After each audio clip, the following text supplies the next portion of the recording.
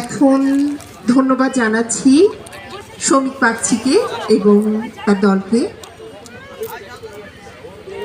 অনন্যা, আমি সৌমিকের গান শুনতে শুনতে, প্রথম গানটা শুনতে শুনতে অনেক ইমোশনাল হয়ে গেছি। যেমন আমি তোকে বলি, তো মনে আছে যে ফার্স্ট ইয়ার থেকে যে থিসিস শেষ করা, লাইব্রেরি ক্লিয়ারেন্স নেওয়া, এই যে তখন কিন্তু একটু বিরক্ত লাগে। মিস করিস? শুধু মিস করি না, তোর কি মনে আছে হলে ধাক্কাধাক্কি সেই অভিজ্ঞতাগুলো?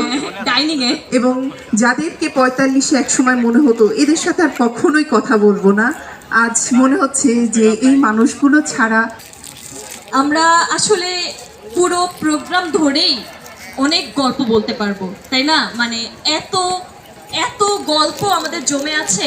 এখন যারা আপনারা জুনিয়র আছেন, তারা আসলে মনে হয় যে সব বলে দেই এখানে এসে।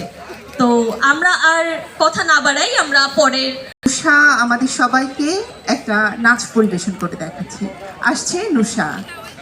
মঞ্চে আসছে নুষা, পাবলিক অ্যাডমিনিস্ট্রেশন 45 ব্যাচ।